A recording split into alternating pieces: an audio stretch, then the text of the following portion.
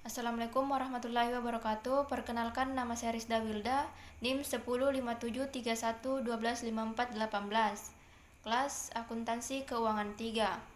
Saya akan menjelaskan modul 1 dan modul 6. Lebih dahulu saya akan menjelaskan modul 1, yaitu terkait perencanaan audit. Ada beberapa yang perlu dibuat dan dilengkapi yang berhubungan dengan perencanaan pemeriksaan audit, yaitu yang pertama, data yang terkait dengan pemeriksaan. Pelajarilah bagian 1, instruksi umum dan persiapan. Bagian kedua, berkas permanen. Dan bagian ketiga, kertas kerja tahun lalu. Buatlah tabel kertas kerja neraca dan laba rugi tahun lalu dan tahun berjalan berdasarkan data yang diberikan oleh klien. Kemudian untuk kolom pare akan diisi setelah menyelesaikan pemeriksaan pada modul berikutnya.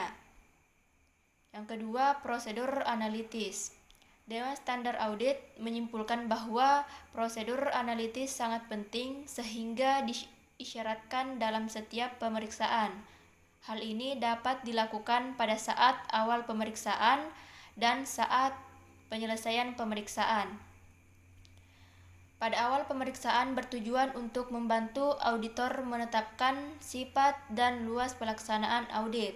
Sedangkan pada saat penyelesaian pemeriksaan, hal tersebut berguna sebagai penilaian akhir untuk menemukan salah saji atau masalah keuangan yang material dan membantu auditor dalam mengambil pandangan objektif terakhir atas laporan keuangan yang telah diaudit.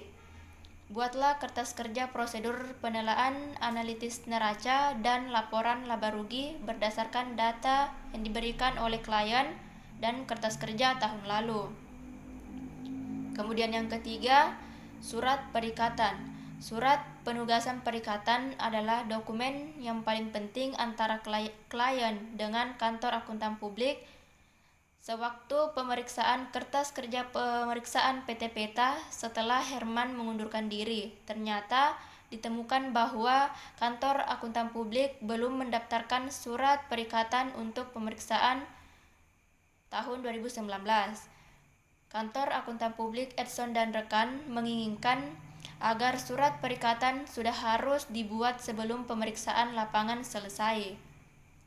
Karena itu, diminta untuk mempersiapkan surat perikatan untuk pemeriksaan tahun berjalan PT Peta.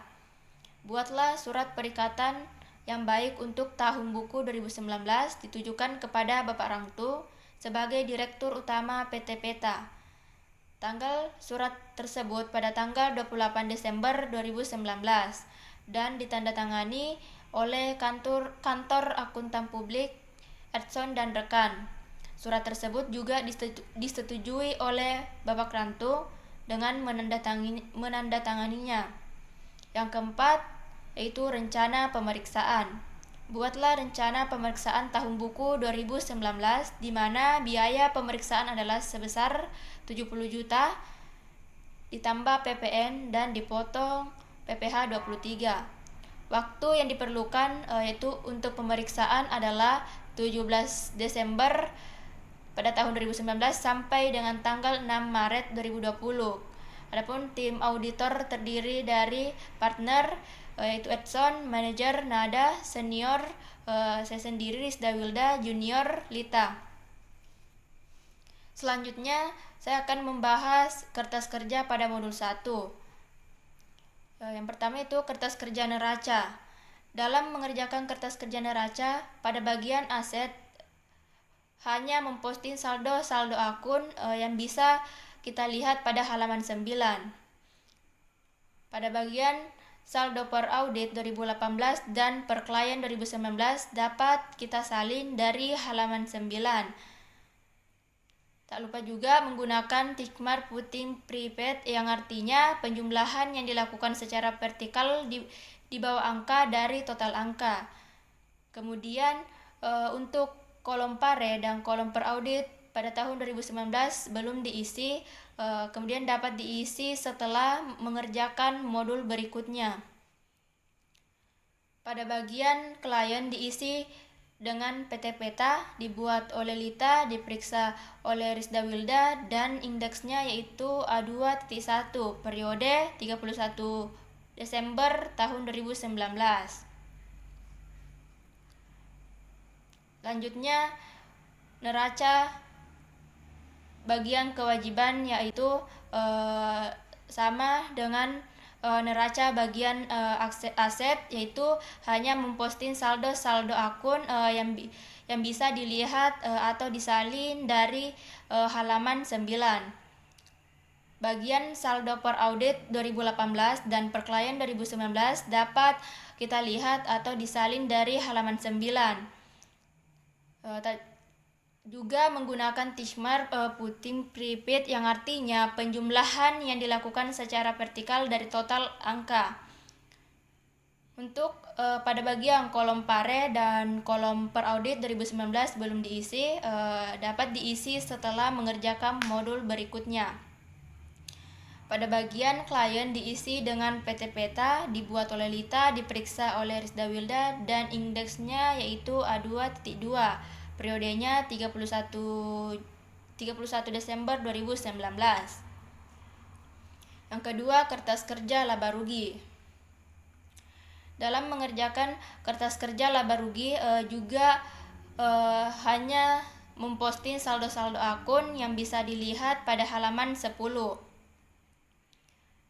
Pada bagian per audit 2018 dan per klien 2019 dapat dilihat atau disalin dari halaman 10. Juga menggunakan tickmark putih prepaid yang artinya penjumlahan yang dilakukan secara vertikal dari total angka. Pada bagian kolom pare dan kolom per audit 2019 belum diisi dan dapat diisi setelah mengerjakan modul berikutnya. Tak lupa juga pada bagian klien diisi dengan PT Peta, dibuat oleh Lita, diperiksa oleh Risda Wilda, dan indeksnya yaitu A3.1 periode 31 Desember 2019. Selanjutnya, prosedur analitis neraca. Prosedur penilaian analitis neraca ini pada kolom saldo per audit 2018 dan per audit klien 2019 dapat dilihat atau disalin dari halaman 9. Kemudian pada kolom naik atau turun neraca, kita harus membandingkan data per klien 2019 dengan data per audit 2018. Contoh kas dan setara kas. Per klien 2019 sebesar Rp461.920.775 dikurang per audit 2018 sebesar Rp489.945.350. Hasilnya yaitu Rp19.024.557. Adapun perhitungan cara mendapatkan persentase setiap saldo yaitu dilakukan dengan cara membandingkan saldo naik atau turunnya neraca dibagi dengan tahun sebelumnya dikali 100%. Contoh yaitu 19.024.575 dibagi 486.945.350 rupiah. Hasilnya yaitu 0,04. Mengapa dalam kurung? Karena saldo mengalami penurunan. Selanjutnya, prosedur penilaian analitis neraca pada bagian kewajiban, yaitu yang dimana saldo per audit 2018 dan per klien 2019 dapat kita lihat atau disalin dari halaman 9. Kemudian pada bagian kolom naik atau turun neraca, pada bagian kewajiban yaitu harus membandingkan antara per klien 2019 dengan data per audit 2018. Contoh hutang dagang. Per klien 2019 sebesar Rp287.500 dikurang per audit 2018 sebesar Rp421.259.006. Hasilnya yaitu Rp133.750.000 Rp59.006. Kemudian cara mendapatkan persentase setiap saldo yaitu dilakukan dengan cara membandingkan saldo naik atau turunnya neraca dibagi dengan tahun sebelumnya dikali 100%. Contoh yaitu Rp103.759.006 dibagi 421.259.006 hasilnya yaitu 0,32%. Selanjutnya prosedur analisis laba rugi. Adapun prosedur penilaian analisis laba rugi pada bagian kolom saldo per audit 2018 dan per klien 2019 dapat dilihat atau disalin dari halaman 9. Kemudian pada bagian kolom naik atau turun laba rugi, kita harus membandingkan data per klien 2019 dengan data per audit 2018. Contoh penjualan yaitu per klien 2019 sebesar Rp5.480.859.000 dikurang per audit 2018 sebesar Rp5.791.597.850. Hasilnya yaitu Rp240.738.850. Kemudian cara mendapatkan persentase setiap saldo yaitu dilakukan dengan cara membandingkan saldo naik atau turunnya laba rugi dibagi dengan tahun sebelumnya dikali 100%. Contoh Rp240.738.850 dibagi Rp5.721.597.850 hasilnya yaitu dikali 100% hasilnya yaitu 0,04%. Selanjutnya proposal audit. Nomornya yaitu 007-1-KA-2019, halamannya audit proposal. Kepada yang terhormat yaitu pemegang saham, komisaris, dan direksi PT Peta. Alamatnya itu Jalan Pinang nomor 2 Jakarta. Atau diambil pada berkas permanen halaman 13. Sehubungan dengan rencana penunjukan akuntan publik untuk memeriksa laporan keuangan dari PT Peta tahun buku 2019. Bersama ini kami sampaikan proposal audit untuk mendapatkan persetujuan dan konfirmasi dari Bapak. Adapun isi dari proposal audit tersebut yaitu 1, 2, 3. Kemudian yang ketiga yaitu audit fee untuk tugas-tugas tersebut di atas kami ajukan sebesar Rp70 juta yang diambil dari soal. Kemudian selanjutnya rencana pemeriksaan. Yang pertama umum yang berisikan tentang sejarah, latar belakang, tujuan seperti akta notaris, akta pendirian, tujuan dan alamat perusahaan. Kemudian data ini dapat dilihat pada halaman 13 yaitu pada bagian berkas permanen. Kemudian yang kedua yaitu susunan pengurus yang berisikan presiden, komisaris, dan direktur utama. Kemudian yang ketiga ekuitas atau modal pada PT Peta sebesar 1 miliar yang terbagi atas 100 lembar saham biasa dengan nominal 10.000 per saham. Yang keempat, kebijakan akuntansi. Yang pertama yaitu penyajian laporan keuangan. Laporan keuangan disusun berdasarkan konsep harga perolehan, laporan arus kas disusun berdasarkan metode langsung. Kemudian yang kedua, piutang usaha. Perusahaan tidak membuat penyisihan piutang tak tertagih, tetapi langsung membebankan ke perkiraan laba rugi piutang yang benar-benar tak tertagih. Yang ketiga, persediaan yang dibukukan berdasarkan harga perolehannya, penilaian persediaan akhir berdasarkan metode FIFO atau first in first out, yang artinya barang yang pertama kali masuk adalah barang yang pertama kali dikeluarkan. Kemudian yang keempat yaitu penyertaan dalam bentuk saham. Penyertaan dalam bentuk saham yang mencapai kurang dari 20% dibukukan berdasarkan metode biaya, sedangkan penyertaan dalam bentuk saham yang mencapai 20% atau lebih dibukukan berdasarkan metode ekuitas. Yang kelima, aset tetap. Aset tetap dinilai berdasarkan harga perolehan dan penyusutan dihitung dengan menggunakan metode garis lurus, yang artinya suatu metode penyusutan aktiva tetap yang dimana beban penyusutan tetap per tahunnya sama hingga akhir umur ekonomis aktiva tetap tersebut. Berdasarkan taksiran masa manfaat ekonomis aset tetap. Taksiran umur ekonomis aset tetap adalah sebagai berikut. Yang pertama, bangunan dan prasarana 20 tahun. Yang kedua, kendaraan bermotor 10 tahun. Yang ketiga, peralatan kantor dan toko 5 tahun. Selanjutnya yang keenam yaitu pengakuan pendapatan.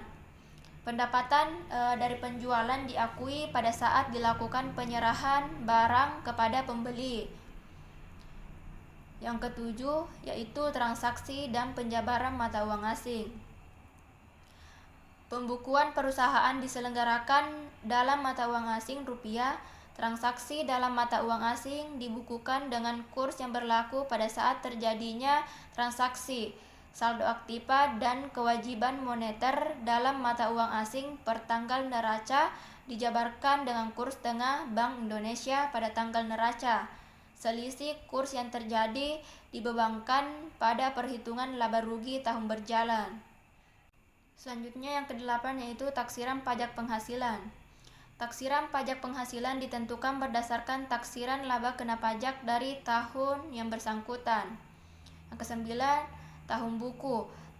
Tahun buku perusahaan berjalan dari tanggal 1 Januari sampai dengan tanggal 31 Desember.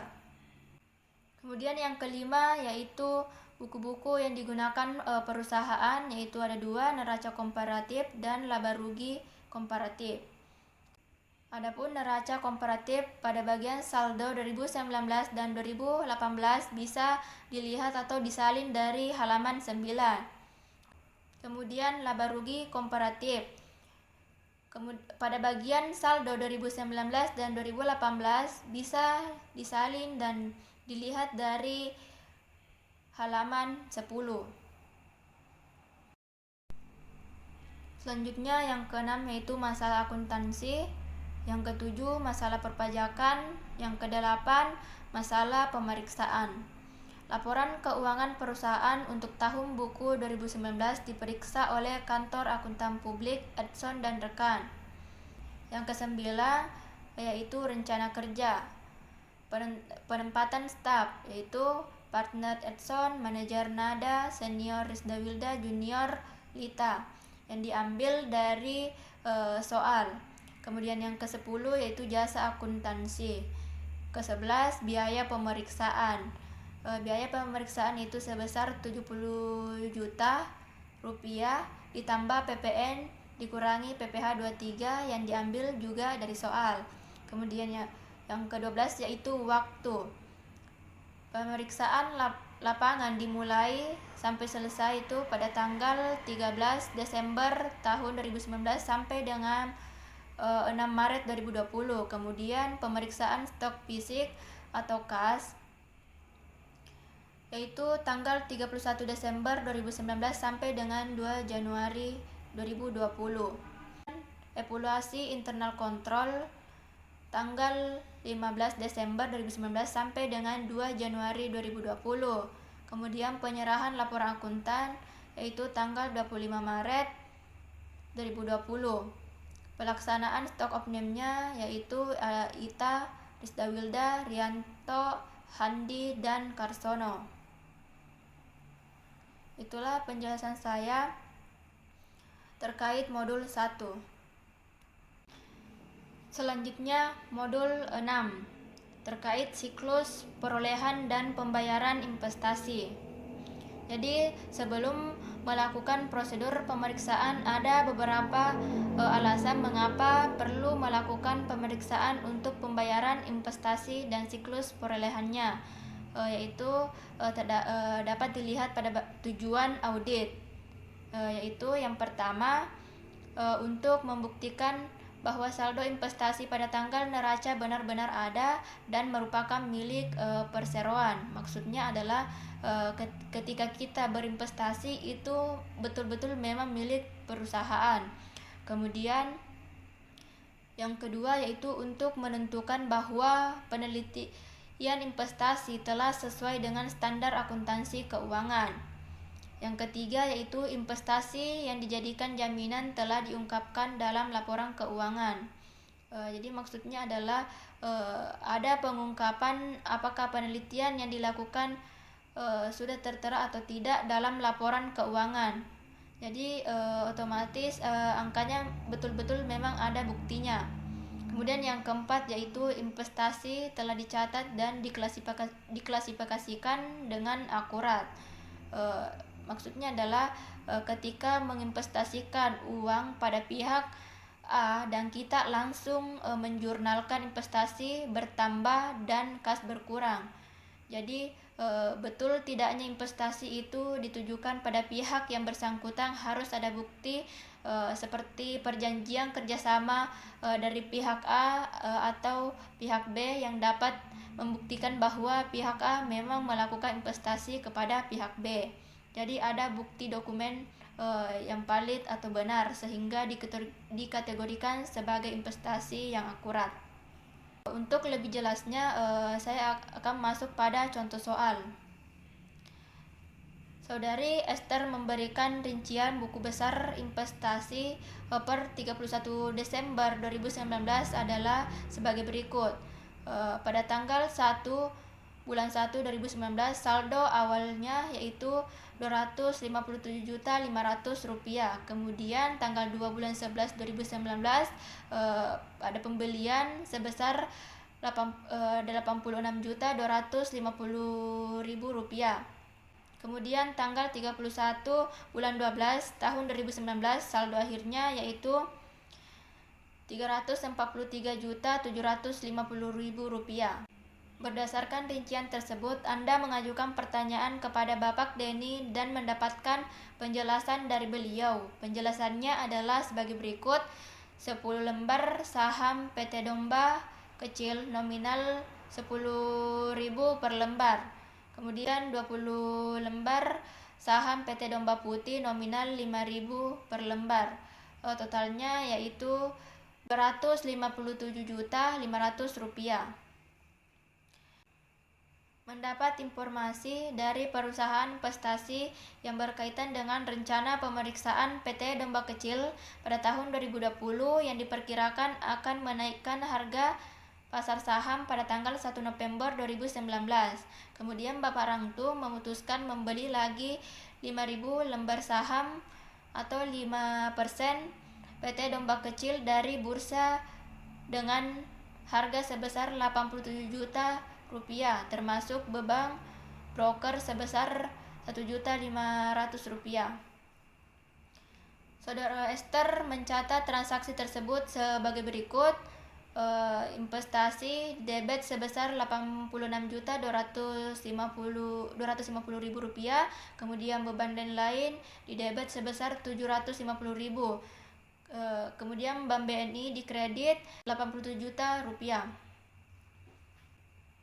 di mana soal pertama Esther mencatat investasi hanya Rp86.250.000 dan beban lain-lain Rp750.000, padahal seharusnya semua biaya yang menghasilkan harga saham tersebut harus diakui sebagai kategori investasi atau aktiva. Jadi beban broker harus diakui sebagai investasi. Harusnya dicatat investasi sebesar Rp87 juta. Jadi beban lain-lain ini salah pencatatannya. Untuk memperbaiki kesalahan tersebut kita koreksi dengan menghapuskan beban lain-lain dengan jurnal. investasi sebesar Rp750 di debit, kemudian beban lain di kredit sebesar Rp750. Jurnal tersebut dicatat pada halaman 144 dan kemudian dimasukkan pada schedule investasi dan saham pada halaman 143 pada bagian PT Domba Kecil. Soal kedua, PT Domba Kecil memberikan informasi bahwa laba bersih perusahaan tahun 2019 sebesar 500 juta dan pembagian dividen sebesar 5.000 per lembar. Laba bersih PT Domba Kecil diketahui diperoleh secara merata sepanjang tahun. Dividen diumumkan setiap tanggal 31 Desember tahun berjalan dan dibayarkan setiap tanggal 6 Januari tahun berikutnya. Jadi ketika berinvestasi otomatis ada hak yang mau kita terima dalam bentuk dividen maupun dalam pembagian laba. Akan tetapi kita ingin menerima pembagian dividen, syaratnya itu adalah dari laba bersihnya. Kemudian kita harus tahu berapa lembar saham yang dimiliki perusahaan tersebut.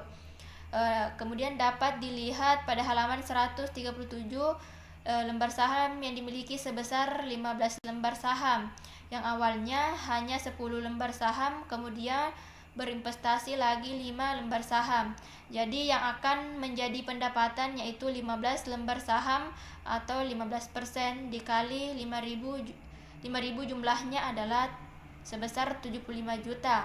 Tetapi baru didapatkan pada tanggal 6 Januari 2020. Jadi jurnal yang harus diakui pada bulan Desember yaitu piutang lain atau dividen di debit sebesar 75 juta. Kemudian pendapatan lain atau dividen di kredit 75 juta. Jurnal tersebut dicatat pada halaman 144. Selanjutnya soal ketiga. Sedangkan informasi PT Domba Putih yang diperoleh adalah perusahaan tersebut tahun 2019 mengalami kerugian sebesar 50 juta dan klien belum melakukan pencatatan apapun. PT Domba Putih mengalami kerugian, jadi otomatis tidak mendapatkan dividen. Kerugian akan ditanggung berdasarkan berapa lembar saham yang dimiliki. Kemudian dapat dilihat pada halaman 137. Lembar saham yang dimiliki PT Domba Putih adalah 20%. Jadi 50 juta dikali 20% hasilnya itu sebesar 10 juta. Jadi itulah yang menjadi kerugian dengan jurnal. Beban lain atau kerugian di debit sebesar 10 juta, kemudian investasi di kredit 10 juta. Jurnal tersebut dicatat pada halaman 144 dan kemudian dimasukkan pada schedule investasi dalam saham halaman 143 pada bagian PT Domba Putih. Selanjutnya setelah selesai menginput schedule investasi dalam saham tersebut, kita masuk pada format ICQ. Itu yang dimana nomor 1 indeksnya H, nomor 2 indeksnya H, nomor 3 tidak ada, nomor 4 checklist, nomor 5 tidak ada, nomor 6 indeks H, nomor 7 checklist, nomor 8 checklist, nomor 9 indeks H, nomor 10 checklist.